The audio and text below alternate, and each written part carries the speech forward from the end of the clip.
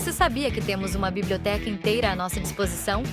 Através do Studio, você encontra 2 ambientes que são fundamentais para a sua experiência. O sistema Minha Biblioteca, com diversos livros responsivos e até mesmo leitura em voz alta para você conseguir adquirir conhecimento de qualquer lugar. Além disso, também temos a Biblioteca Unicesumar, com diversos periódicos e artigos científicos. Nestes 2 ambientes você encontra as bibliografias básicas e complementares de todas as matérias do seu curso. Tá esperando o quê? Acesse unicesumar.edu.br/biblioteca e expanda agora os seus conhecimentos. Unicesumar EAD. O futuro começa agora. E hoje nós vamos compreender um pouquinho o que ocorre para que esses movimentos aconteçam. Então, nós vamos deixar um pouquinho de lado a descrição dos movimentos e vamos começar a adentrar um pouquinho nos tópicos associados a como esses movimentos ocorrem, que é o estudo da dinâmica.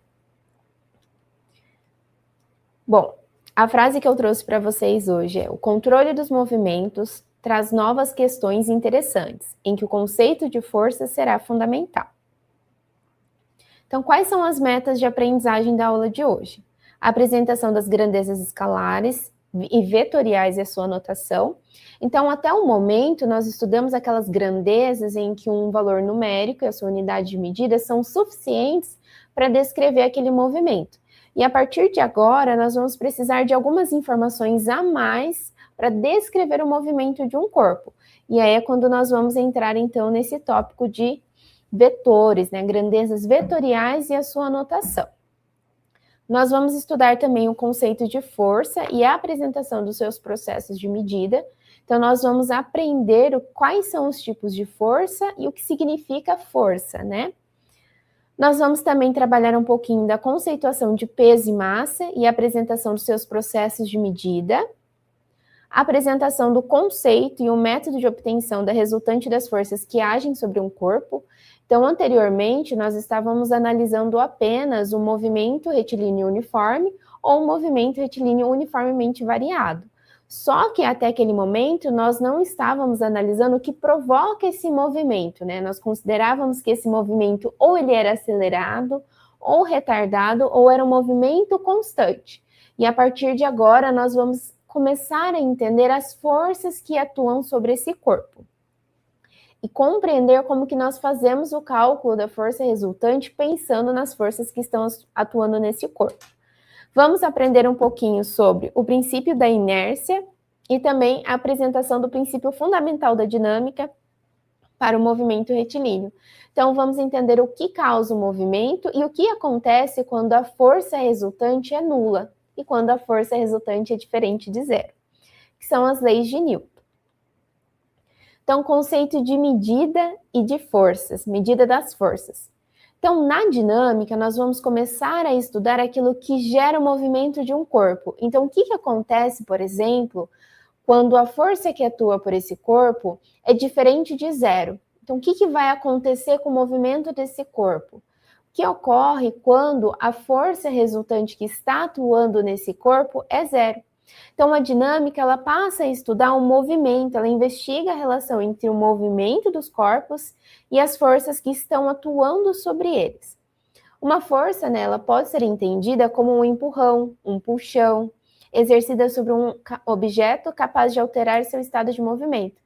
Então, a força é um tema que a gente utiliza usualmente no nosso dia a dia. Então, nós falamos que o colega é muito forte, que uma determinada comida tem um gosto muito forte. Então, o termo força, ele está associado ao nosso cotidiano. E justamente por ele estar muito presente no nosso dia a dia, na nossa realidade, às vezes nós confundimos o que é o seu significado, né? Como que ocorre a força, né? O que gera uma força resultante, o que gera uma força resultante zero. E quando nós pensamos em força e dinâmica, nós precisamos compreender que a força, para que nós entendamos o que ela é, nós precisamos definir a sua intensidade, que é o nosso valor numérico, a direção e o sentido. Então, nós consideramos que a força ela é uma grandeza vetorial. Então, aqui eu trouxe uma tirinha de um mangá muito legal, eu deixo até como sugestão de leitura. que é um mangá que ele vai explicar a física a partir de situações do cotidiano. Então, ele diz assim, a força ela tem uma direção, além de uma magnitude, que é o nosso valor numérico. Ela também, a força, né, uma quantidade, magnitude, direção é chamada de vetor.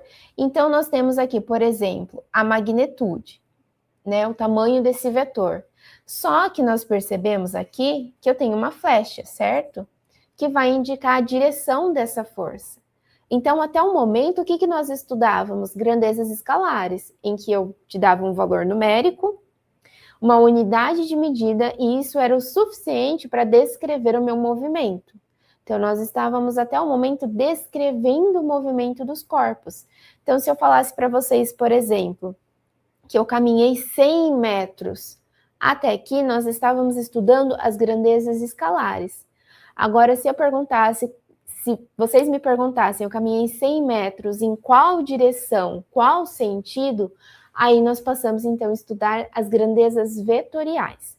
Então, quando nós estudamos a força, apenas um valor numérico, por exemplo, 10 graus Celsius e a unidade, geralmente é o suficiente para descrever a temperatura. Se eu falasse para vocês que essa sala está aproximadamente a 20 graus Celsius, 25 graus Celsius, vocês conseguem entender qual a temperatura que está dentro dessa sala. Mas se eu falasse para vocês andarem 10 metros é o suficiente para saber aonde eu quero que vocês cheguem? Então, quando nós falamos de uma grandeza vetorial, é uma grandeza que eu preciso saber a direção, o sentido e o valor numérico. Um exemplo disso no nosso dia a dia é quando nós pensamos, por exemplo, no GPS. Ele geralmente nos fala o tanto que nós temos que andar, se nós vamos virar à direita, à esquerda, quanto eu vou andar em relação a isso. O mangá é Mangá da Física Mecânica. Pergunta do Moacir. O nome desse mangá é Mangá da Física Mecânica. Ele tem tanto em PDF quanto também na Amazon. Ele é de 2010 e ele vai, então, descrever um pouquinho como que é a força mecânica dentro da realidade de uma estudante de tênis. E aí, dentro desse livro, ele vai trabalhar com as principais leis, né, que é as leis de Newton. Só que bem associado ao cotidiano, daí fica um pouquinho mais fácil de você entender, porque fica um pouco mais visual. Então, uma grandeza vetorial é uma grandeza que só o valor, pergunta do Brender. A grandeza vetorial é uma grandeza que apenas o valor numérico e a unidade de medida não são suficientes para descrever um fenômeno. Então, deixa eu passar aqui o nosso slide. As grandezas escalares e vetoriais. Na física, as grandezas são utilizadas para descrever um fenômeno. Então, 10 graus Celsius descreve a temperatura dessa sala, por exemplo, 20 graus Celsius, 25 graus Celsius. Nós sabemos, a partir desse valor numérico, se está frio ou se está calor, certo? E essas grandezas, elas podem ser classificadas em escalares e vetoriais. As escalares são aquelas em que o valor numérico e a unidade de medida é o suficiente. Então, por exemplo, nós tínhamos lá comprimento. O comprimento é a nossa grandeza, certo?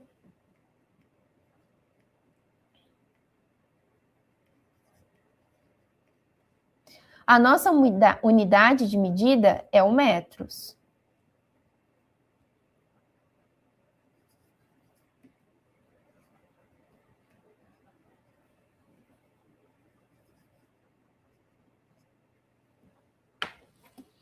Então, quando nós falamos de uma grandeza escalar, eu estou falando de uma grandeza em que apenas essa unidade de medida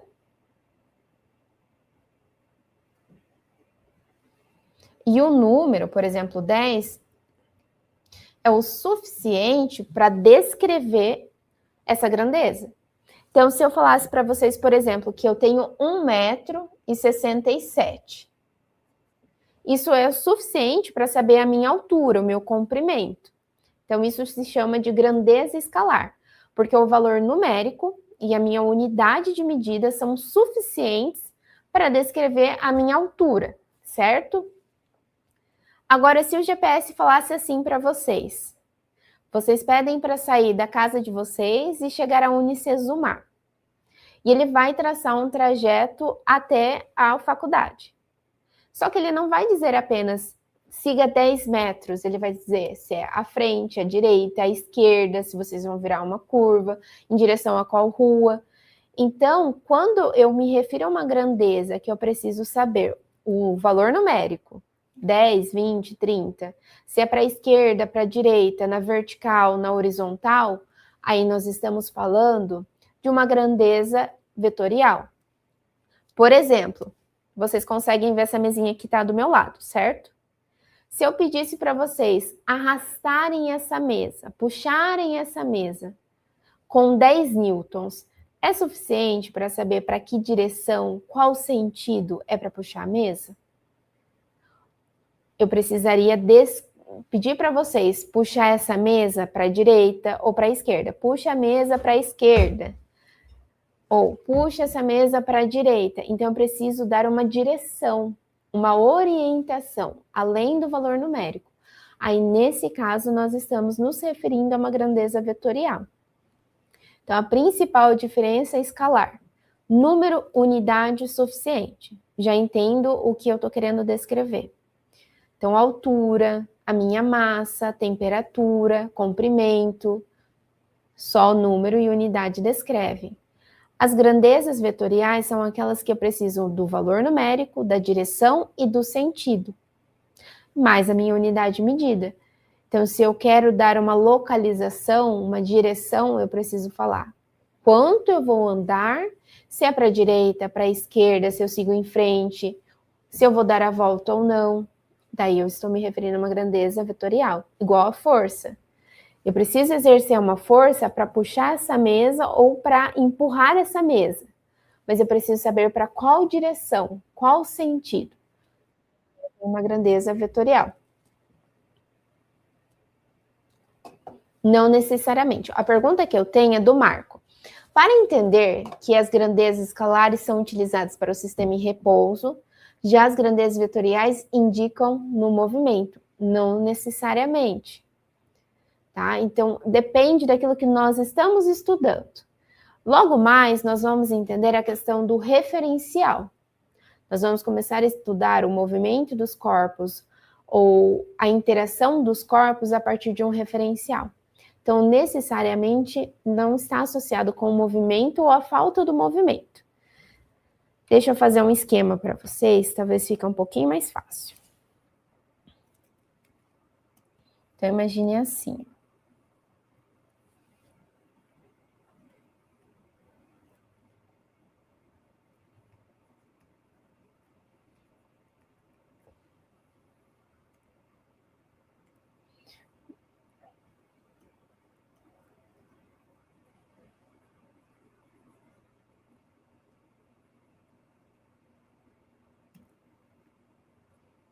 Vou precisar de uma unidade.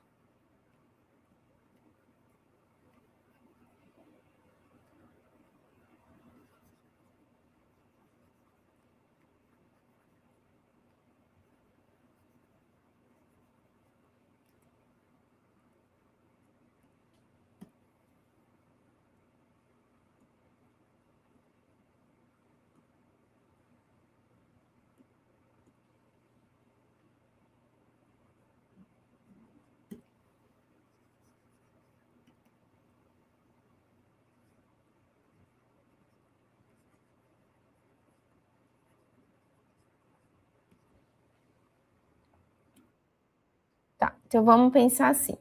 Isso aqui é uma grandeza escalar.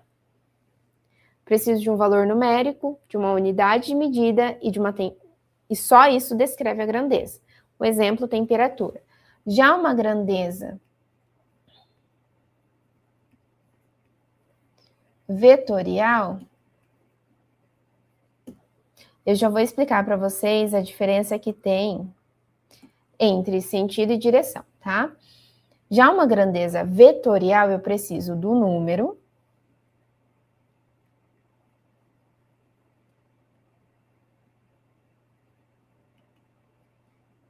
preciso da unidade de medida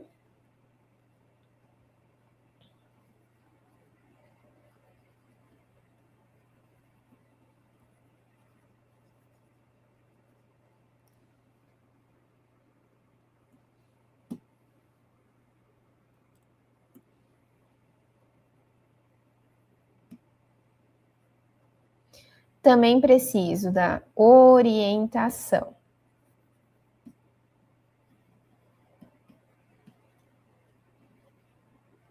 Que é a nossa direção e sentido.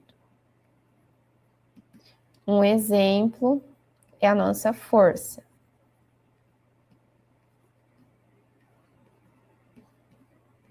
Que é o que nós vamos estudar hoje. Então, essa é a principal diferença. Veja, grandeza é escalar, número e unidade de medida, ok, já sei que é a grandeza escalar. Grandeza vetorial, eu preciso do valor numérico, da unidade de medida, da orientação, que é a nossa direção e sentido. Então, toda vez que eu falo de uma grandeza vetorial, ela é representada por um vetor, igual na nossa imagem aqui. Isso aqui é a nossa representação de vetor, essa setinha. Tem uma direção da reta no espaço, então se ela é horizontal, vertical, isso é a nossa direção. Se ela está na horizontal, na vertical, isso nos dá a direção. Já o sentido é a pontinha do nosso vetor. Ele vai nos dizer se é na horizontal, na direita ou na esquerda, na vertical, para cima ou para baixo. Então, a direção, ela vai estar associada à horizontal ou vertical. O sentido, ele vai me dizer se é para a direita, para a esquerda, para cima ou para baixo. Certo? Eu vou fazer um desenho aqui para vocês. Ó, então, imagine que aqui eu tenho a minha representação vetorial, nossa seta.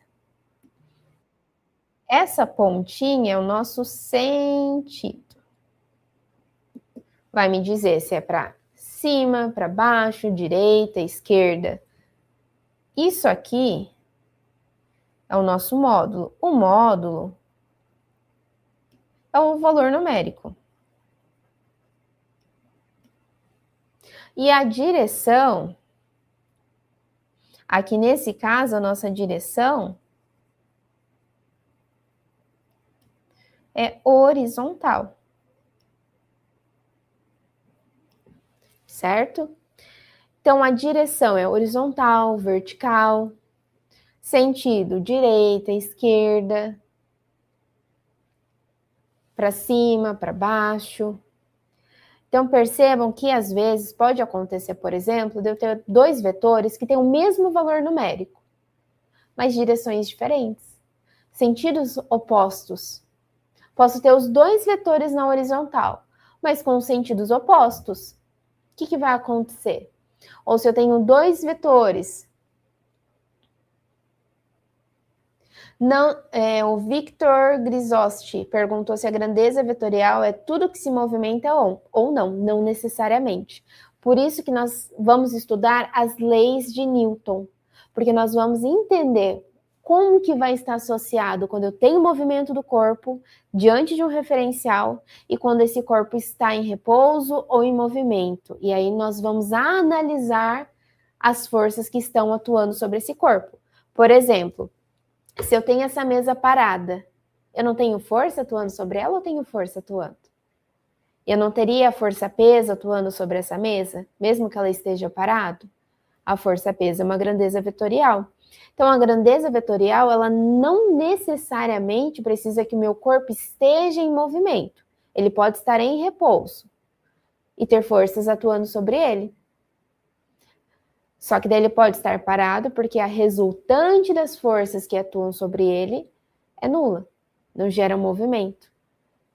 Então, grandeza vetorial, ela necessariamente não está associada ao corpo estar parado ou em movimento. Ela está associada a grandezas em que eu preciso de mais informações do que apenas um número para entender o que está acontecendo com esse corpo, para saber se ele, por exemplo, a força que está sendo aplicada sobre ele, ou para que direção eu devo caminhar, como que eu vou chegar em tal localidade. Então, são informações que somente um número não resolve. Eu preciso de mais alguns detalhes para conseguir sair de casa e chegar na Unicesumar.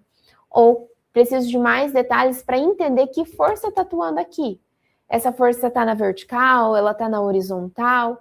Então, essas informações são importantes para poder entender o que está acontecendo para que essa mesa permaneça em repouso ou para que ela entre em movimento. Então, a grandeza vetorial ela me pede uma orientação. Então, toda vez que vocês pensarem numa grandeza e te derem apenas o valor numérico, você falar, peraí, eu preciso de mais informações para entender o que está acontecendo com esse corpo.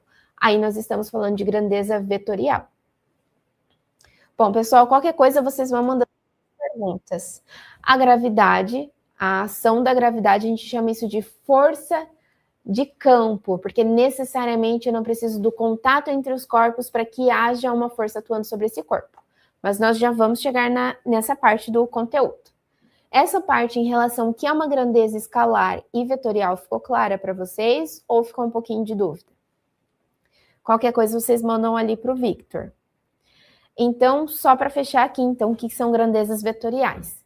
São aquelas grandezas que eu preciso do número, preciso da unidade de medida e preciso da orientação. Relembrando, grandeza, temperatura, calor, comprimento, velocidade, aceleração, todas essas são grandezas, né?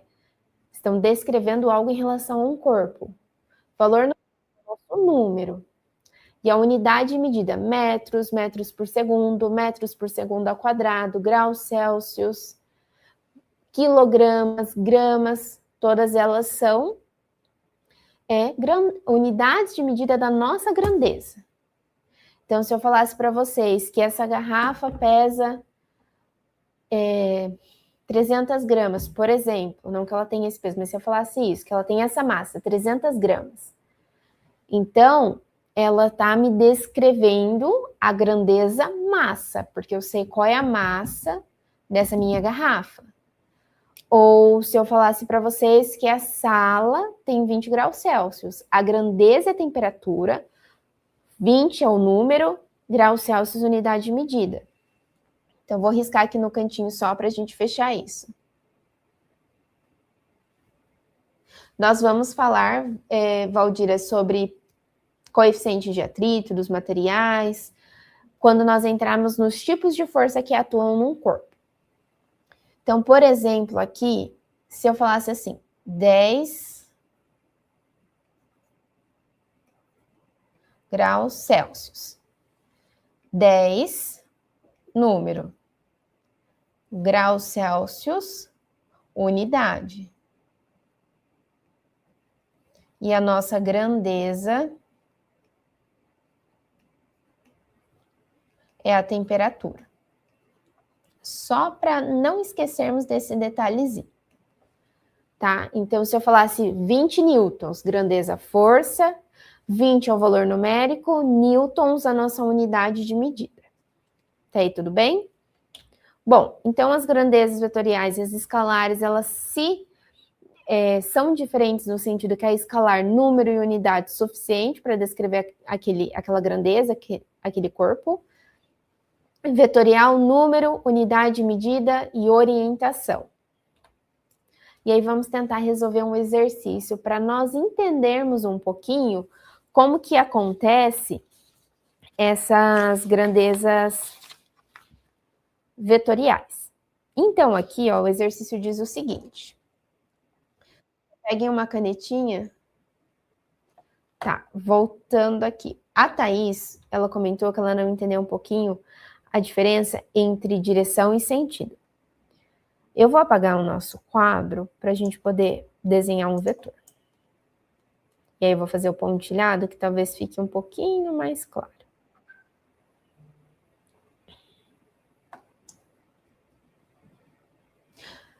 A Beatriz perguntou se os tamanhos variam para representar os vetores, o módulo, né? Sim, variam.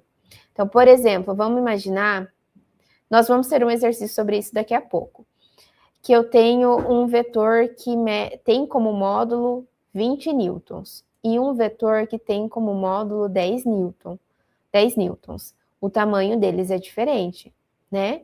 Então, o tamanho, ele vai variar de um vetor para outro, tá? De acordo com o seu módulo, né? A sua intensidade. Bom, qualquer coisa vocês vão mandando perguntas para o Victor. Vou desenhar um vetores aqui com vocês. Então, imagine assim. Aqui eu tenho um vetor. E aqui eu tenho outro vetor. Vou fazer esse pontilhadinho assim.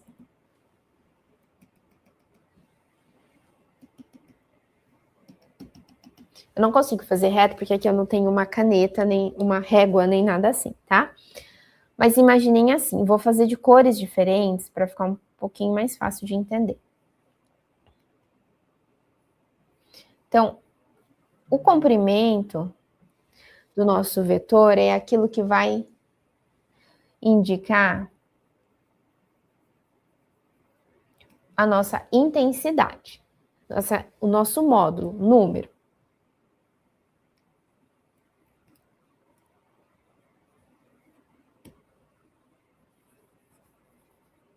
Valor numérico, certo?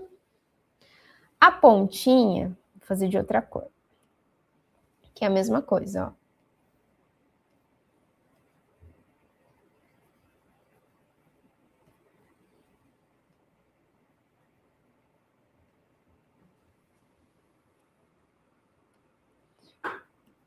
A pontinha é o nosso sentido.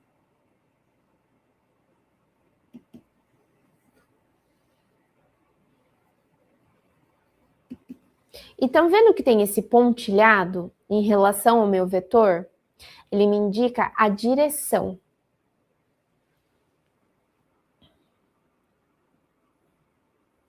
Então, esse pontilhadinho, tá vendo? É a nossa direção.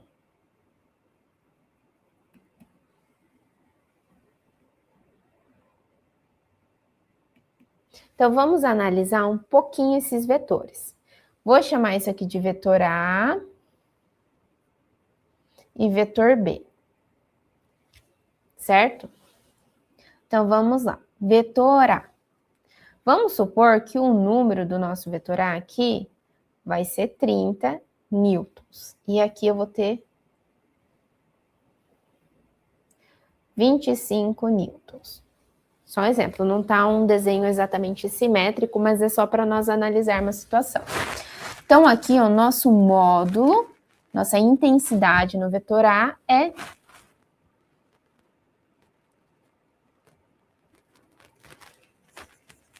pegar outra cor aqui. Ó, então, nosso vetor A, o seu módulo, 30 newtons, certo? Nossa intensidade, valor numérico. Nossa direção. Contem para mim. O que vocês acham? Pensem aí. Nós temos o nosso vetor A na horizontal ou na vertical? Ele está na nossa horizontal, certo? Então, a direção é horizontal.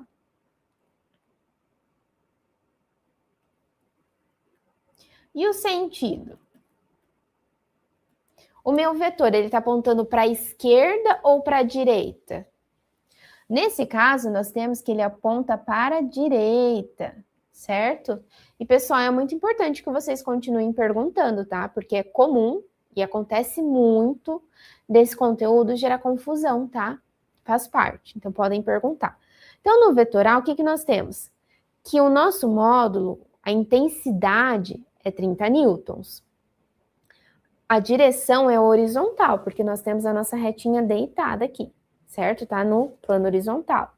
O sentido, ela está na nossa direita, né? A pontinha da seta está apontando para a nossa direita. Então, aqui nós temos que o nosso sentido é direita.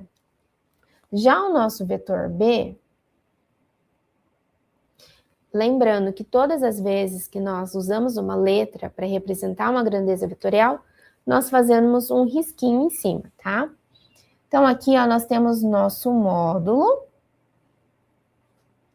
que é 25 newtons, certo? A nossa direção vertical. Né? Agora, diferente do A, ele não está deitado, né? Ele está apontando para cima. né? Então, nós temos que o nosso vetor está na vertical.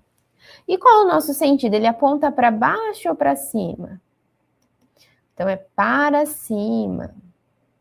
A nossa setinha aponta para cima. Eu posso ter dois vetores na vertical, mas sentidos opostos? Posso. Posso ter dois vetores na horizontal e sentidos opostos de mesma intensidade? Posso. Então, se eu tivesse aqui um vetor apontando para cá, mesma intensidade, mesmo módulo, 30 newtons. Ambos aqui, ó, na horizontal. Mas a pontinha aqui, ó, o sentido é esquerda. Então, os vetores nos ajudam a entender quando nós vamos ter, por exemplo, dois corpos que estão tendo uma força sendo aplicada com mesma intensidade, mesmo valor numérico, mas sentidos opostos.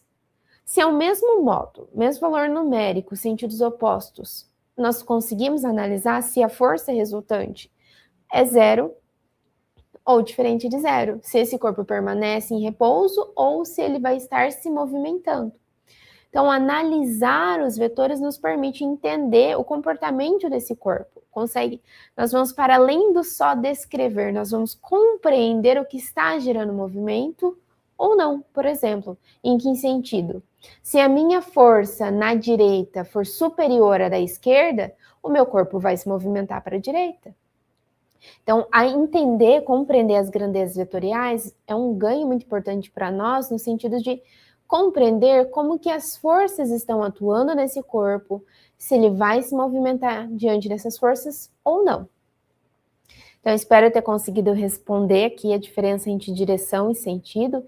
Então, direção é sempre horizontal, vertical, sentido direita, esquerda, para cima, para baixo, tá?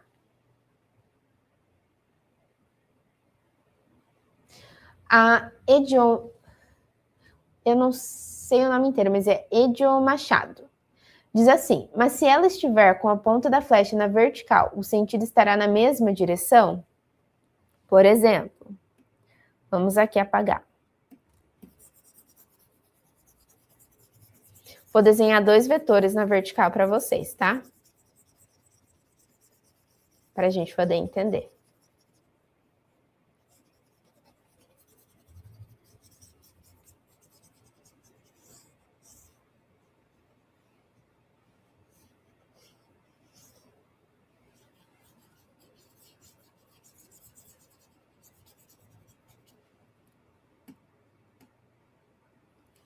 Então, imagine assim, ó.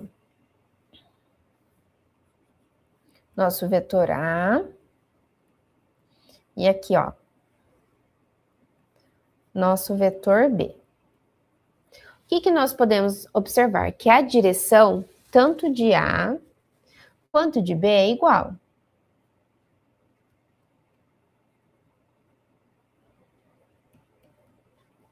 Ambos estão na vertical.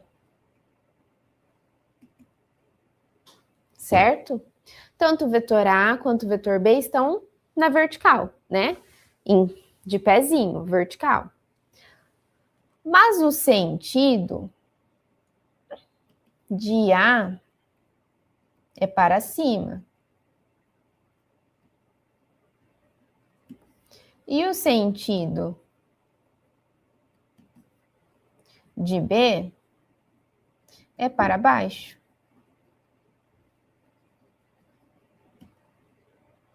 Então, perceba, eles estão na mesma direção, mas sentidos opostos. Então, se eu, por exemplo, quisesse descobrir a força resultante desses dois vetores, eu vou ter um vetor A menos um vetor B. Porque os sentidos são opostos. Posso ter a mesma direção, o mesmo valor numérico, porque no caso o número, né, o módulo, é igual também. É igual, então o A é igual a B. Então, em termos de número, mesma coisa, direção, igual, ambos na vertical. Sentido oposto. A para cima, B para baixo. Um jeito de nós visualizarmos isso, deixa eu ver se vai aparecer aqui para vocês. Aqui, ó. Vocês conseguem ver o meu simulador? Então, assim, ó, nós vamos ter uma caixa. Nessa caixa, eu vou usar o hominho aqui, nosso robozinho, para aplicar uma força na caixa. Então, ó, perceba, estou aplicando a força. A força que meu homenzinho está aplicando na caixa é na horizontal, certo? Eu preciso empurrar essa caixa. Mas a força que o atrito aplica sobre a minha caixa também é na horizontal, é paralela ao movimento dessa caixa, né? Estão vendo a rugosidade que impede com que essa caixa se movimente? Então, ó, quando eu tenho 172 newtons, a força no módulo é 172 newtons. Tanto a força de atrito quanto a força aplicada. A força aplicada é laranja, a de atrito é vermelha. Se eu aumento a minha força aplicada para 383 newtons, aí nós temos que o meu módulo, meu valor numérico é maior. Por ele ser maior que a força de atrito, então gera movimento. Então, aqui é para vocês observarem, ó, o vetor, que é essa setinha, ele vai estar na mesma direção. Deixa eu reiniciar. A direção é a mesma, ó, tá vendo? Horizontal, ambos na horizontal, igual ali na nossa imagem. Ambos estão na horizontal. Qual está sendo a diferença? A força aplicada está para a direita e a força de atrito, que é o nosso em vermelho, está para a esquerda. Direita e esquerda, sentido, direção horizontal. Então, mesmo que eu tenha dois vetores na mesma direção, com o mesmo módulo, posso ter sentidos diferentes, que é nesse caso. Então, não gerou movimento do meu corpo. Então, para isso que nós utilizamos as grandezas vetoriais, para entender o que está acontecendo com aquele corpo, em qual orientação estou aplicando essa força. E assim eu consigo saber se é para a direita, para a esquerda, vertical, horizontal. Então, é nesse sentido que eu queria que vocês conseguissem visualizar. Consigo ver a soma das forças, ó. Então, quando eu uso o vetor, eu consigo também fazer a soma das forças, consigo entender o comportamento desse corpo. Espero que vocês estejam conseguindo entender certinho aqui essa parte, qualquer coisa. Sim, quando... Só que lembra que vetor está em módulo. Então, o seu valor está em módulo, ele vai assumir um valor positivo. Pergunta do Josival. Eu poderia utilizar sinal de mais e de menos? Podemos utilizar sinal de mais e menos. Um exemplo disso é quando nós falamos da aceleração da gravidade. Nós usamos sinal de mais e menos. Só que depende do que nós estamos analisando, né? Nesse caso aqui, olha aqui para o nosso desenho. Tem a força sendo aplicada. Objeto parado, força zero. A nossa força, ela está em módulo, significa que ela assume um valor positivo, né? Porque ela está dentro de um módulo. Por isso que ela assume um valor positivo. Vamos voltar aqui para o slide, então. Qualquer coisa, vocês vão mandando uma mensagem para o Victor, lá no nosso chat. Vou resolver um exercício com vocês que eu acho que talvez fique um pouquinho mais claro para nós entendermos o que está acontecendo aqui, tá? Qualquer coisa, vocês vão mandando dúvida ali no nosso chat. Então, vamos lá. O exemplo diz assim. Um ônibus percorre 30 minutos as ruas de um bairro, de A até B. Como mostra a figura, que é a nossa imagem aqui, ó. Considerando a distância entre duas ruas paralelas. Então, por exemplo, aqui, ó. Nós temos duas ruas. Considerando a distância entre elas, nós temos que o seu valor é 100 metros. Então, a distância entre duas ruas ali tem 100 metros. Então, perceba aqui, ó. Aqui nós temos ali, então, os nossos 200 metros, né? Porque aqui, ó, ele corta a nossa rua ali. E ele diz assim, analise as afirmações. Primeira, a velocidade vetorial média nesse percurso tem módulo de 1 km por hora? Se ele está em módulo, estou falando de um valor positivo. O ônibus percorre 1.500 metros entre o ponto A e B? O módulo do vetor de deslocamento é 500 metros. A velocidade vetorial média do ônibus entre A e B tem um módulo de 3, acredito ali que 3 km por hora, faltou a nossa unidade de medida. Então, o que nós vamos fazer? Analisar. Para resolver esse tipo de exercício, eu preciso compreender o que é uma grandeza vetorial. Então, aqui a direção, sentido vai importar para nós, tá? Além disso, ele está pedindo uma velocidade vetorial. Então, eu não vou considerar tanto que ele andou. Eu vou considerar a posição que ele está saindo e a posição que ele está chegando, porque nós estamos falando de deslocamento. Então, deslocamento, ele associa ao... Lembra que nós vimos na aula passada? Deslocamento é uma grandeza que está associada à minha posição inicial e final. Já quando nós falamos aqui, igual ele está dizendo, o tanto que ele percorreu, então o tanto que esse ônibus andou, eu estou falando do tanto que ele andou como um todo, seja para a direita, para a esquerda, para cima, para baixo, é o tanto que ele andou ao longo dessas quadras. Então, eu não vou usar mais nem menos, eu só vou somar tudo que ele andou. E quando eu falo de deslocamento, eu estou pensando no inicial e no ponto final. Então, nós vamos começar, então, primeiro pelo tanto que ele andou. Então, vamos pensar assim, vou colocar um Tzinho para a gente pensar que é o tanto, um Pzinho, ó, que é o tanto que ele percorreu ao longo de toda a nossa quadra. Então, vejamos aqui, ó, ele já indica que aqui nós temos nossos 200 metros. Então, ele andou 200 metros para a direita. Posteriormente, ele desceu. Aqui tá errado, tá, gente? Era para ele estar aqui. Tá, ele faz isso aqui, ó. É um erro ali no nosso desenho. Ele desceu 100 metros... Depois ele andou mais aqui, ó, 100 metros para a esquerda, né? Depois ele desce aqui, ó, 100 metros. Ele retorna para a esquerda, mas, ó, 300 metros.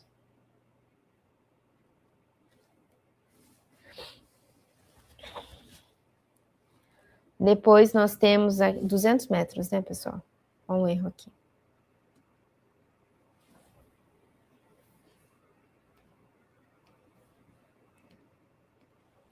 $200 metros, né? Que é 2 paralelas. Mais aqui ele vai andar, ó. 100, 200, 300. 300 metros aqui, ó. Meu Deus, peraí.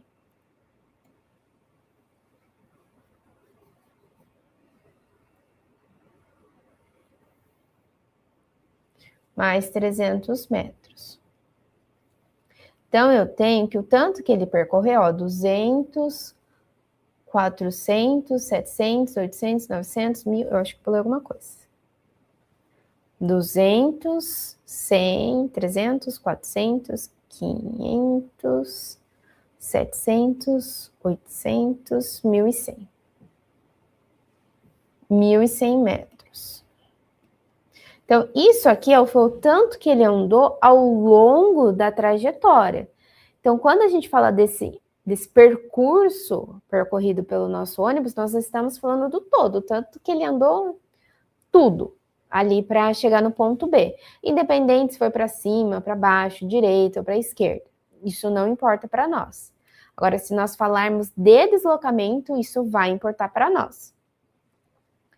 Tá? Então, aqui, 200, 100, 100, 100, 200, 300. Aí, quando nós falamos do nosso deslocamento, eu vou fazer duas análises. Isso, 300 metros, os 3 blocos. 200 metros, os 3 blocos, porque a cada 2 ruas paralelas, nós temos 100 metros, tá? Eu preciso ter 2 ruas paralelas para ter 100 metros. Então, ó.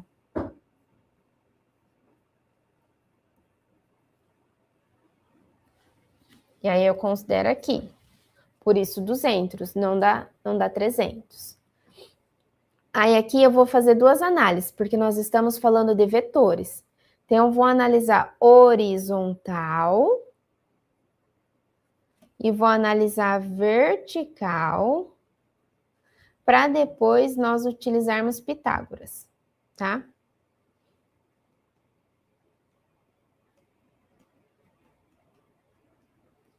Então, na horizontal, deixa eu despoluir nosso desenho aqui. Então, agora eu vou olhar para tudo aquilo que está na nossa horizontal. Gente, talvez tenha ficado ruim, porque o meu desenho parece que ele deu uma desconfigurada, tá? Então, talvez seja a dificuldade de vocês entenderem o desenho dos blocos. Talvez tenha sido isso, tá? O meu desenho parece que desconfigurou aqui. Então, ó, nós temos 200 metros para a direita. Aí, depois, eu tenho mais 100 metros para a direita, certo? Aí, nós vamos ter mais 300 metros para a direita, menos 200 metros aqui, ó, que está no sentido contrário.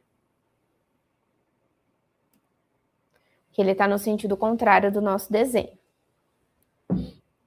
Então, assim, andei 200 para a direita, andei mais 100 para a direita, depois eu andei mais 300 para a direita, certo?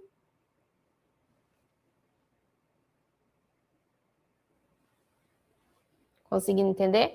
Então, eu tenho 600 para a direita, menos 200 para a esquerda, certo? Então, na horizontal, o meu deslocamento foi de 400 metros. Já na vertical, eu andei 100 para baixo, depois andei mais 100 para baixo e mais 100 para baixo. Então, na vertical, eu desloquei 300 metros. Aí eu vou fazer a representante do vetor aqui para vocês, ó. Então, eu vou ter aqui que eu andei 400 metros para direita,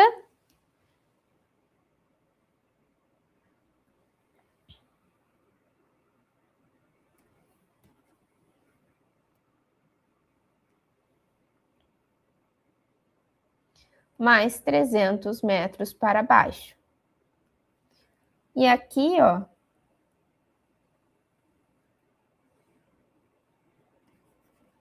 eu consigo encontrar, então, o nosso vetor resultante, certo? Isso, quando ele andou para a esquerda, a EA Fiorese mandou assim para nós. Quando ele anda para a esquerda, não é negativo? Exatamente. Então, imagine que eu estou pegando o vetor da esquerda a 200 metros, mais a soma de tudo que eu tenho para a direita, que deu os nossos 600 metros, e vou subtrair. São dois vetores, né? Um para a direita e outro para a esquerda, e eu faço a subtração.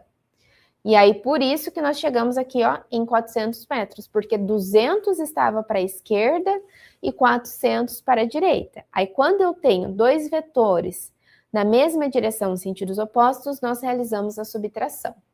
Certíssimo, e a Fiorese. Então, agora nós vamos usar Pitágoras. Então, C ao quadrado, que é o nosso vetor resultante, é igual a A quadrado mais B quadrado. O C quadrado é igual a 400 ao quadrado mais 300 ao quadrado. Dá 160 mil mais 90 mil. Então, C ao quadrado é raiz de 250 mil. Então, o nosso C vai ser igual a 500 metros. Faltou um zero aqui. Então, o tanto que ele se deslocou, o deslocamento dele foi 500 metros. Aí o exercício nos traz uma informação muito interessante, que ele diz assim, ó, que o tempo que o motorista levou foi de 30 minutos. Isso é igual a 1.800 segundos. Pro, como fazemos isso? 1 minuto 60 segundos, 30 minutos, tenho x. Multiplicamos cruzado. Então, fica x vezes 1 igual a x. 60 vezes 30 vai ser igual a 1.800. Eu consegui achar quanto que eu tenho, quantos minutos eu tenho, quantos segundos eu tenho em 30 minutos, tá? Daí, eu sei, então, que o nosso tempo foi de 1.800 segundos. Se eu quero saber a minha velocidade, então, é o tanto que eu ando pelo tempo que eu levo. A minha velocidade média foi de 0,28 metros por segundo, mas o exercício nos deu quilômetros por hora. Então, multiplico por 3,6. Isso vai dar igual, mais ou menos, né? 1 quilômetro por hora. Então, agora a gente faz a análise das alternativas, ó. Ele disse assim, a velocidade vetorial média nesse percurso tem 1 km por hora, verdadeiro. O ônibus percorre 1.500 metros entre o ponto A e B? Não, ele percorreu 1.100, então ela é falsa. O módulo do vetor deslocamento é 500 metros? Verdadeiro. A velocidade vetorial média do ônibus entre A e B tem módulo de 3 km por hora? Não, porque a gente já achou que vale 1. Então, essa é a nossa falsa. Então, a correta vai ser a letra 1, não, letra 1 não, o número 1 e o número 3, certo?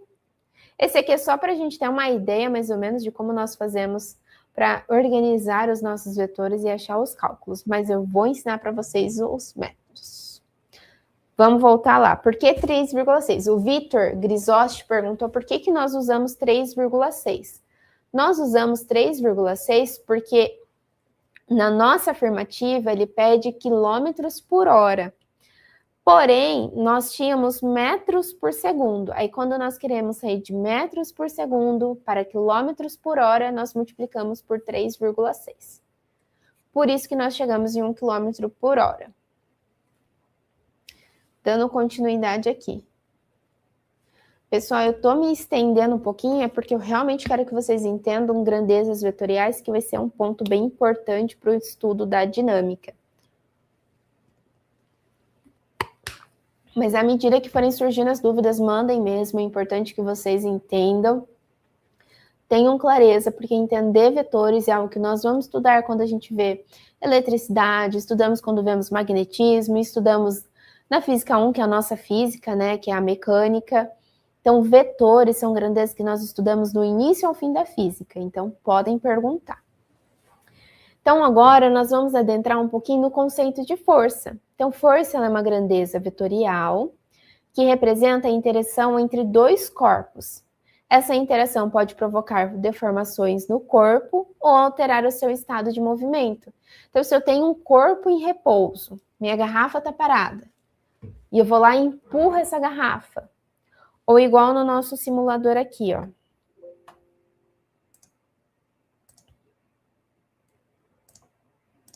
Aqui no nosso simulador, o bloco está parado.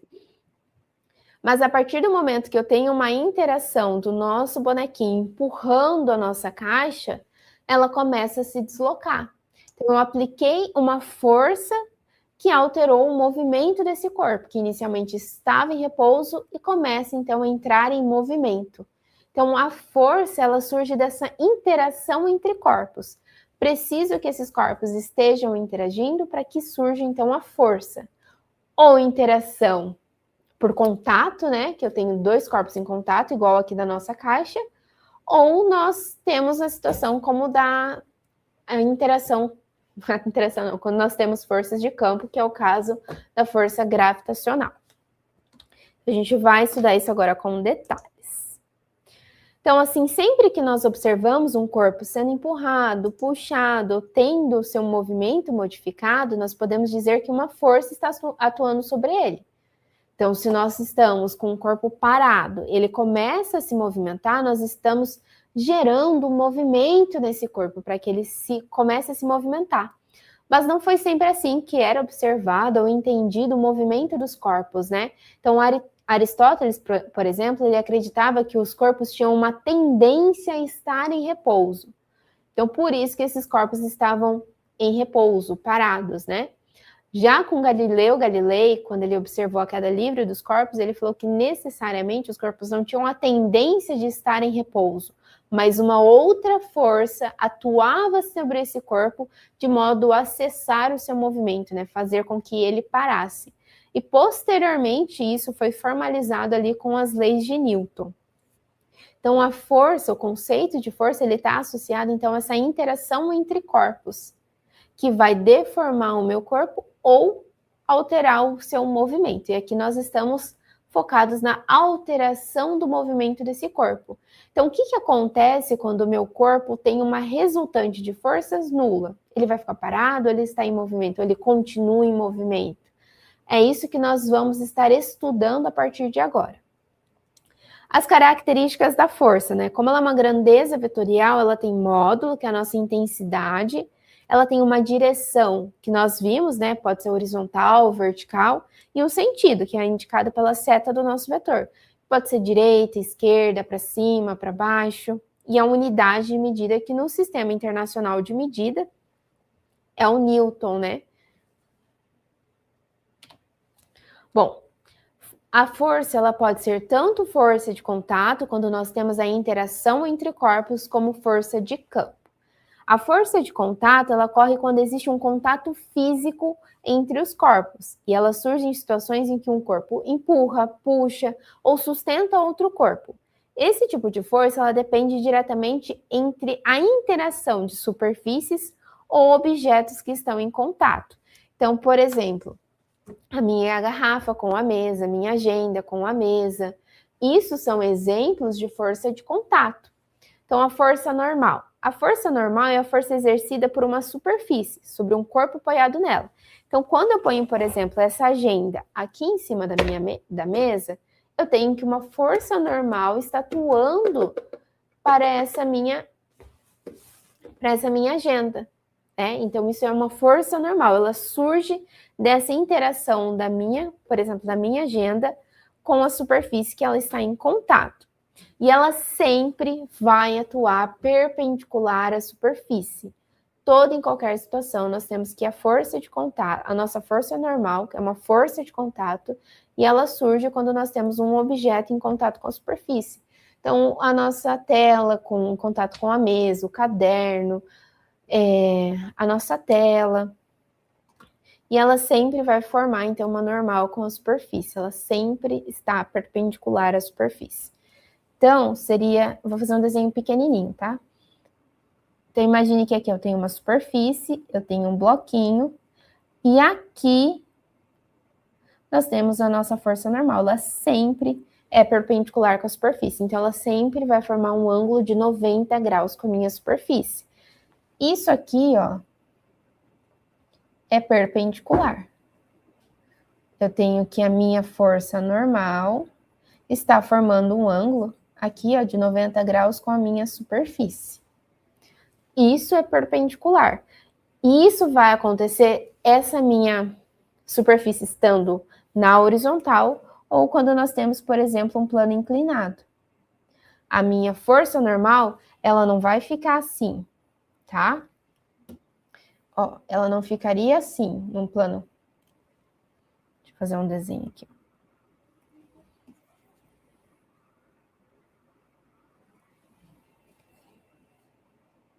A minha força normal, ela tem que formar um ângulo de 90 graus com a minha superfície. Em hipótese alguma, num plano inclinado, eu posso fazer a força normal assim, tá, gente?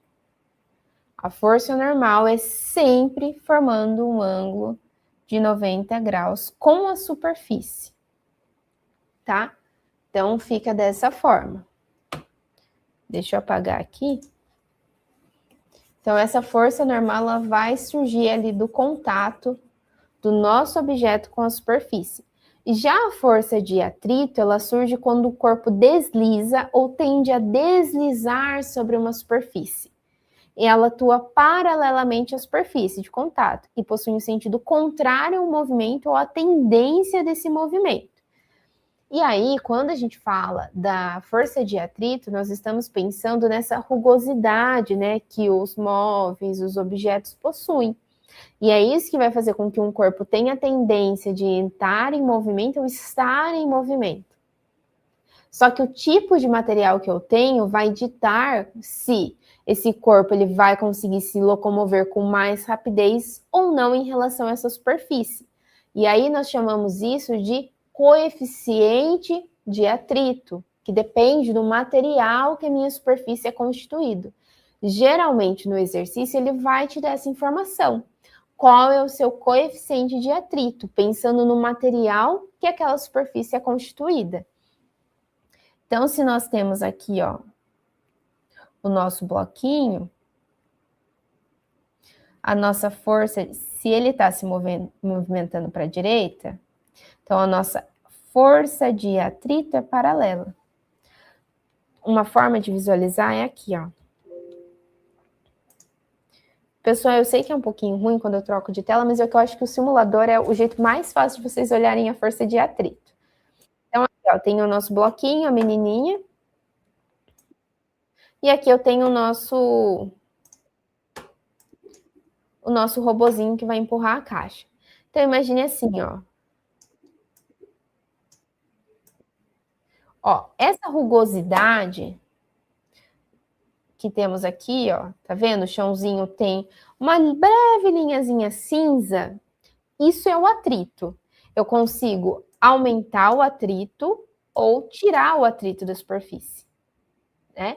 Então, o tipo de material que eu tenho, que é constituído a minha superfície, vai influenciar diretamente no movimento desse corpo. Se eu tenho uma superfície de gelo, ela é polida, então o coeficiente de atrito dela vai ser menor do que, por exemplo, eu tenho um carpete, um asfalto. O coeficiente de atrito é maior. Então, o meu coeficiente de atrito, ele está relacionado com esse material, com o material que é constituído o meu objeto, que é a minha superfície. E ele sempre vai estar em oposição ao movimento. Então, se eu gero movimento para a direita, a força de atrito é essa setinha vermelha para a esquerda, tá? Então, a força de atrito, ela está diretamente associada, então, a essa rugosidade que nós temos na superfície. E isso vai depender das características do material. Se eu tenho um gelo, eu tenho uma superfície que nós podemos considerar que ela é mais polida, por exemplo, do que um carpete, do que um asfalto. Então, nesse caso, o coeficiente de atrito de um carpete, um asfalto, é maior do que uma superfície polida como o gelo. E isso vai influenciar no movimento desse nosso corpo, tá? Então, aí que entra a pergunta do nosso colega. Deixa eu ver quem me perguntou sobre atrito. Bom, eu não vou lembrar quem me perguntou do coeficiente de atrito, mas é essa relação, tá? E isso, a força de atrito, ela está sendo contrária. A pergunta foi do Leonardo Mendes. A força de atrito, ela está contrária ao meu movimento. Então, se eu tenho um movimento que vai para a direita, eu estou fazendo força para a direita com o meu bloquinho, para movimentar o meu corpo, aí eu tenho que a força de atrito vai ser para a esquerda. Então, a força de atrito, ela é contrária ao movimento desse corpo. A mesma coisa quando a gente fala da força da resistência do ar, é sempre contrária ao movimento. Se eu tenho a queda livre dos corpos, estou caindo em direção à superfície, a minha força de resistência do ar vai ser o contrário, então ela vai ser para cima. Mesma coisa quando nós falamos da força de atrito. Então, os coeficientes de atrito, eles dependem... A Valdira perguntou sobre o coeficiente de atrito. Ele depende do material que a minha superfície é constituída. E isso vai ser diferente para cada um dos materiais. Então, a interação do meu bloquinho com a superfície, ela está diretamente relacionada, quando a gente pensa no atrito, da superfície aqui, ó, que está sendo constituído o meu material. Então, aqui, ó, vejam que eu coloquei muito atrito. Então, aqui, nesse caso, nós temos que a nossa superfície, vamos supor que é um asfalto.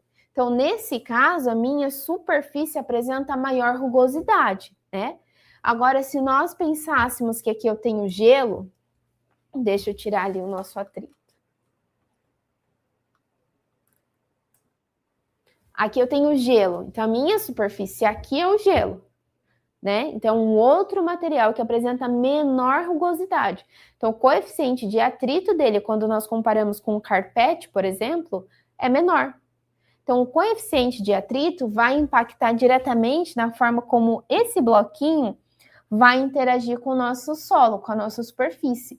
Isso vai ditar se ele vai se locomover mais rápido, se eu vou precisar aplicar uma força maior ou menor para gerar movimento do bloquinho. Então, o coeficiente de atrito dos materiais vai ditar exatamente isso. Se aqui eu vou ter um movimento mais rápido, mais lento, o tanto de força que eu vou aplicar para gerar movimento. Então, percebam, por exemplo, aqui, ó, eu aplicar 211 newtons para uma superfície que quase não tem atrito, ele continua se movimentando, 211 newtons foi suficiente. Agora, se eu e coloco muito atrito, e eu tenho, por exemplo, um carpete, ele vai ter que fazer, ó, 210 não gerou, 217 não gerou movimento. Então, ó, aqui, como na imagem, eu precisei gerar 386 newtons para gerar movimento desse nosso corpo. Então, o material que ele é constituído vai ditar diretamente essa relação desse, precisa aplicar mais ou menos força para gerar um movimento, né? Pergunta da Inayara: resistência do ar é considerada uma força de atrito? A força de atrito ela está associada a uma força de contato e diretamente associada também à superfície que esse meu material está em contato. E a resistência do ar, ela é uma força que surge a partir de um corpo que está imerso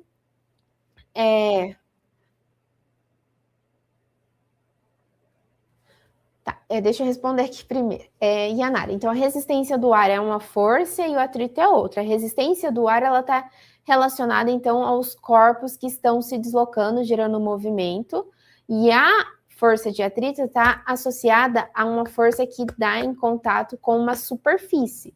Se essa superfície apresenta maior rugosidade ou menor rugosidade.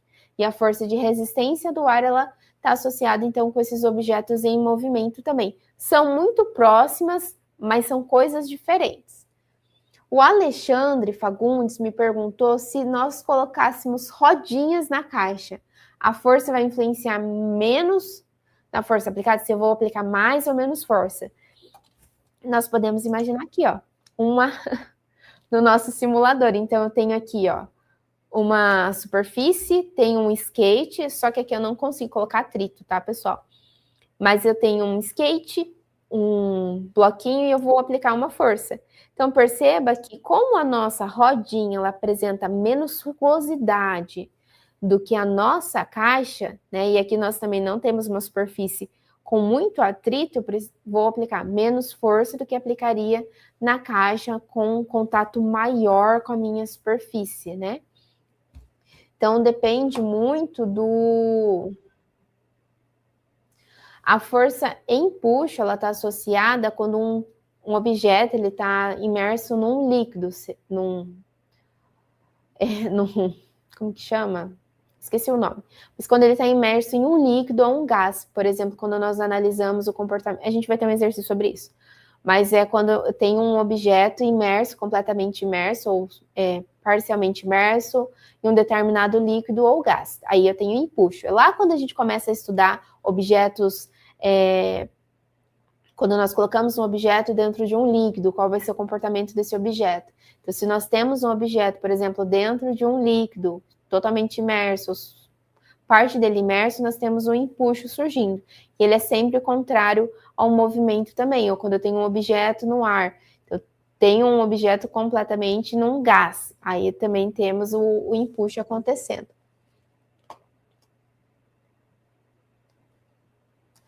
A área de contato de uma caixa, ó, nós temos a caixa e a rodinha. Deixa eu ver se eu consigo colocar em outro lugar. Não consigo. Então, quando eu tenho a área de contato da minha caixa com a superfície, a minha área de contato da caixa com a superfície é maior do que a área de contato das rodinhas de um skate, certo? Então, a força de atrito que nós vamos surgir ali da interação entre esses dois corpos é maior do que surgiria entre a rodinha e a superfície. Além disso, pergunta do José, nós também temos que pensar no tipo de material que é a minha rodinha e o tipo de material que eu tenho a minha caixa. E isso vai influenciar no deslocamento desse objeto, se eu vou aplicar mais ou menos força. Bom, continuando aqui, eu vou voltar para os nossos slides para a gente falar da última força, que é a nossa força de tração ou tensão, que ela ocorre quando um corpo ele é puxado por um fio, corda ou cabo, transmitindo a força ao longo desse elemento. Um exemplo disso é quando nós temos, por exemplo, aqui, ó, eu tenho esse exemplo aqui também. Aqui, ó. Aqui nós vamos ter um exemplo de força de tração. Então, eu tenho o nosso boneco usando a corda para puxar um material. Então, aqui eu tenho uma força de tração, né? Que ela está associada a esse ato de puxar por meio de uma corda, né? Então, isso é uma força de tração. Isso geralmente em exercício de física está associado a polias. Então, quando eu tenho um sistema de polia, uma caixa pendurada, o que acontece? Nós vamos ter um exercício sobre força de tração também. Então, a força de atração está associada a esse ato de puxar, né, um determinado objeto ali por um fio, por uma corda, por um cabo, né? Essa força se transmite ao longo desse cabo. Então, isso são forças de contato. Eu tenho contato entre os corpos. E aí, quando nós falamos de uma força de campo, eu não necessariamente preciso que esses corpos estejam em contato entre si. Um exemplo disso é a força elétrica, né, que surge de cargas eletrizadas, ou a força magnética. Sabe quando nós pegamos dois ímãs e aproximamos eles com polos opostos, nós não sentimos uma força que empurra um em relação ao outro? Ou quando nós pegamos dois ímãs e colocamos um próximo do outro e eles se atraem, né? Isso é uma força de campo, eles não estão em contato um com o outro, mas nós sentimos essa interação das forças que atuam sobre ele. E, por exemplo, também a força da gravidade, né? Que é essa tendência dos corpos caírem, né? Devido à ação da gravidade. Então, necessariamente, eu não preciso que os corpos estejam em contato entre si para que eu tenha uma força surgindo entre eles, para que eu tenha uma interação entre esses corpos. Então, os exemplos que nós mais temos próximos a nós é a força elétrica, magnética, gravitacional. E a força-peso é a força que a gravidade da Terra exerce sobre um corpo, né? Que é essa tendência dos corpos caírem. E ela sempre vai atuar na direção do centro da Terra, né? Para o centro da Terra. Então, por exemplo, aqui, ó, e é nessa situação que surgem mais dúvidas. Se eu tenho um plano inclinado e eu tenho a nossa caixinha ali. Se eu falo da força peso, eu não vou fazer isso aqui, ó. Ela não vai apontar para o centro em relação ao plano inclinado. Ela aponta para o centro em relação à Terra. Então, eu não posso fazer isso aqui, ó, que eu fiz, tá?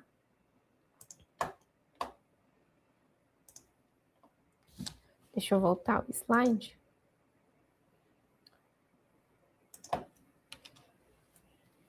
Não posso fazer isso aqui, a força-peso, ó. Sempre apontando para o centro da Terra. Assim como a normal, ela é perpendicular à superfície. E se nós tivéssemos rugosidade aqui no nosso bloquinho, eu tenho uma força de atrito para cá, porque a tendência do movimento seria de o bloquinho descer sobre essa superfície. E aí, quando nós analisamos essas forças atuando no bloquinho ou em um determinado corpo, é o que a gente chama de diagrama do corpo livre. É que nós pegamos aquele corpo e estudamos as forças que atuam sobre ele. Isso é o diagrama do corpo livre. E eu vou fazer um exemplo com vocês, eu acho que é importante vocês até tirarem dúvidas se surgir em relação a esse exercício. Nós vamos fazer 2 de diagrama do corpo livre. Esse aqui, que eu vou decompor as forças em conjunto com vocês, e um posteriormente também, que é de um objeto num campo inclinado, num plano inclinado. Então, aqui ele diz assim, ó, considere um dirigível se movimentando em uma trajetória retilínea, com velocidade constante. É uma informação importante aqui, ó. Aqui, ó. Com velocidade constante. O que essa informação traz para nós? Se a minha velocidade é constante, a minha aceleração é igual a 0, né? Porque a aceleração modifica o movimento de um corpo, assim como a força. Então, a nossa força resultante, ela não é a massa vezes a aceleração. Se a minha aceleração é 0, a minha força também é 0.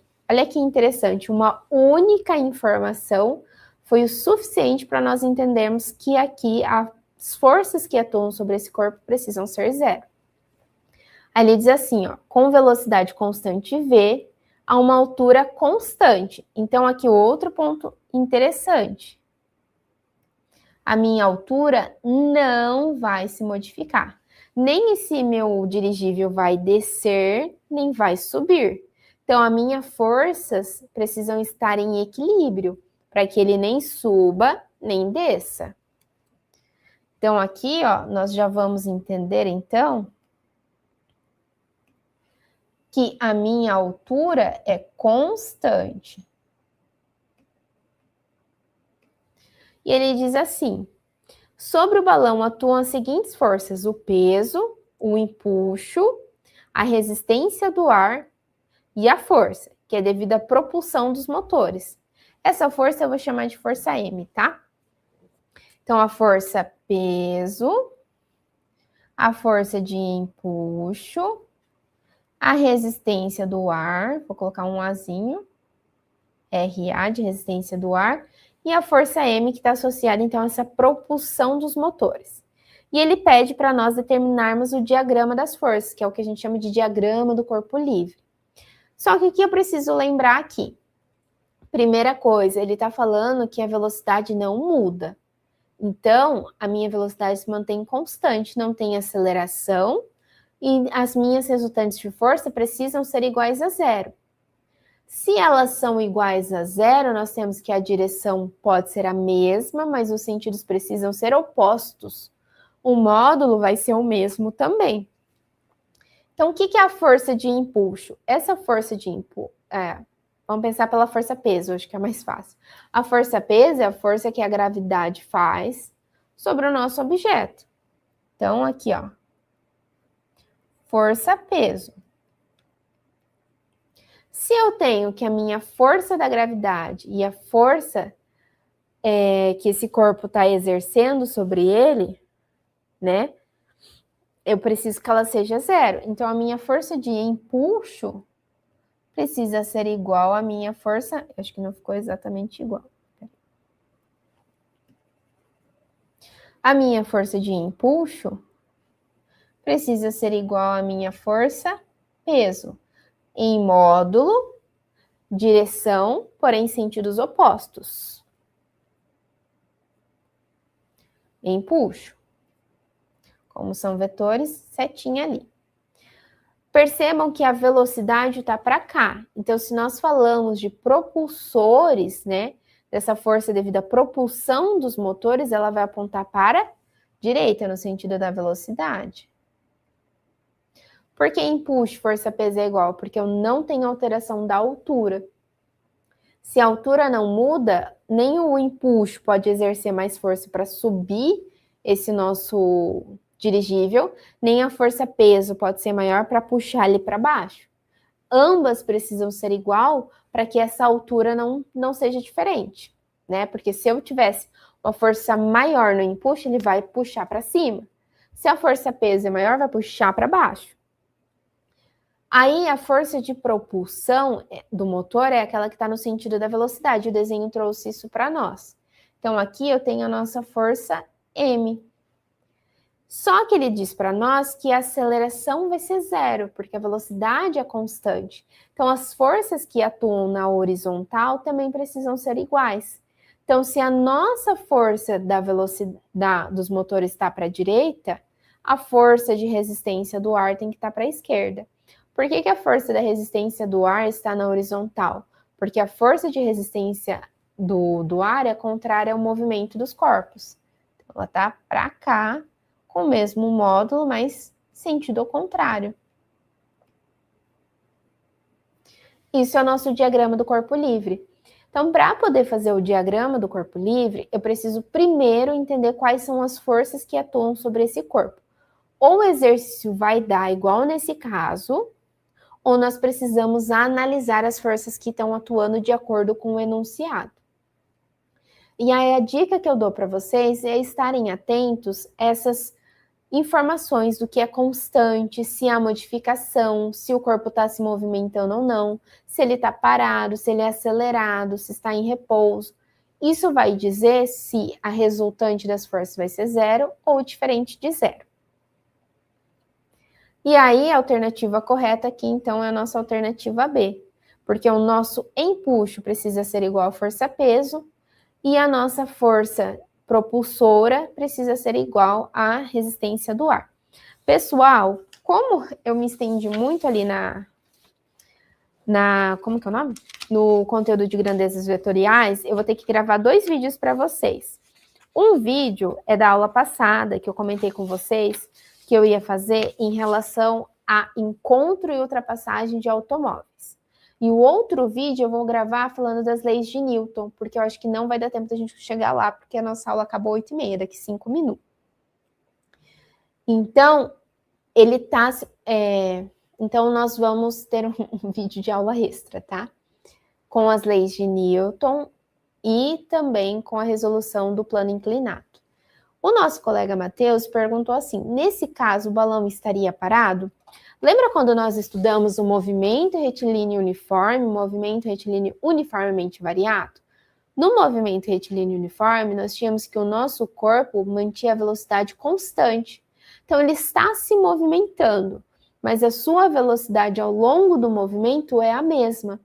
Então, se ele está no início do movimento com 40 km por hora, ao final do movimento ele continua a 40 km por hora. Uma pergunta muito legal do Luiz, a do Matheus também foi muito boa, pessoal, as perguntas de vocês são excelentes. A pergunta do Luiz foi, professora, uma força normal é igual a força-peso? Vezes o cosseno do ângulo entre força-peso e força normal? Depende da situação. Se nós temos um bloco no plano, numa superfície, nós podemos acontecer de nós termos, por exemplo, a força-peso igual a força normal. Igual aqui em cima, vou fazer aqui em cima, aqui, ó. Imagine assim, 2 situações. Um bloquinho parado. Força normal, perpendicular à minha superfície. Força-peso aponta para o centro da Terra. Se eu falar para vocês que esse corpo ele está em equilíbrio, nem vai subir, nem vai descer, ele está em repouso, em equilíbrio, então significa que a minha força normal é igual à minha força-peso. Agora, se eu tenho um plano inclinado e um bloquinho, a normal sempre perpendicular à superfície e a peso sempre apontando para o centro da Terra. Aí, nesse caso, isso eu vou ensinar para vocês ainda, tá? Nós vamos fazer a decomposição das forças. Então, eu vou analisar o ângulo que eu tenho aqui e vou desenhar a força-peso. A força normal tá aqui. E a força-peso eu vou decompor no eixo X e no eixo Y. Mas isso eu vou ensinar para vocês, tá? Então, depende muito do que nós estamos relacionando, né? Se a nossa força-peso, ela está relacionada a um plano inclinado ou um plano que não é inclinado, depende muito da situação. Por isso que quando nós falamos da dinâmica dos corpos, nós realmente vamos estudar o movimento como um todo, aquilo que provoca o movimento. Vamos decompor o vetor, entender a direção, o sentido, a orientação desse nosso vetor. Pessoal, por conta do tempo, eu vou precisar gravar uma aula extra em que eu vou falar para vocês sobre a diferença entre peso e massa, que foi o que faltou hoje. Vou explicar para vocês a resultante de um sistema de forças, que eu vou ensinar 2 métodos que nós vamos usar muito, principalmente decomposição das forças, que é o método ortogonal, e nós vamos ver o método poligonal. Vou ensinar para vocês esses 2 métodos de cálculo. Mas o mais importante é que vocês viram que é o diagrama do corpo livre, que foi lá do nosso dirigível. E aí vou ensinar para vocês esses 2 métodos e vou fazer um exercício com vocês e vou explicar as leis de Newton num vídeo extra, tá, pessoal? Então, não fiquem preocupados que a gente não conseguiu concluir essa parte do conteúdo. Até sexta-feira, sábado, eu acho que eu consigo terminar de gravar e eu mando para o Victor e ele vai postar para vocês, tá? Pessoal, o simulador eu também pedi para o Victor mandar o link para vocês irem se apropriando como mexe, porque ele é uma forma de vocês verem na prática, né, como que isso acontece. O FET é muito legal para entender, visualizar essas forças atuando. Então, na próxima aula, a gente vai falar da unidade 4, mas eu vou terminar de gravar o que faltou e vou pedir para o Victor postar para vocês. Então, até sábado, mais ou menos, eu posto essa explicação final dos conteúdos e a resolução dos exercícios eu vou tentar gravar entre amanhã e quinta, que é o encontro e ultrapassagem dos corpos, e também vou tentar gravar para vocês um pouquinho de como a gente analisa, faz os cálculos da queda livre dos corpos, tá? Então é isso, pessoal. Eu fiquei muito feliz com a participação de vocês. Eu fico muito contente quando vocês mandam perguntas para nós no chat, porque a pergunta de vocês provavelmente é a pergunta de outro colega, e às vezes ele não consegue perguntar por questão do tempo. Mas fiquei muito feliz, continuem participando das aulas. Então, vou fazer essa gravação de vídeos extras para vocês, deixo como sugestão de vocês assistirem. Tentem fazer o diagrama do corpo livre desse dirigível mais uma vez. Se houve alguma pergunta que eu não respondi, mandem para o Victor, que daí nessa aula extra eu respondo essa dúvida, tá? Então é isso, muito obrigada pela participação de todos vocês. Não esqueçam de assistir as aulas, mandarem as dúvidas para o Victor, tanto nas nossas aulas ao vivo, como também pela mediação, tá? Espero vocês no nosso próximo encontro, que é na próxima segunda-feira, às 7 horas. E não esqueça de assistir os vídeos que eu vou gravar para vocês. Tchau, tchau, pessoal!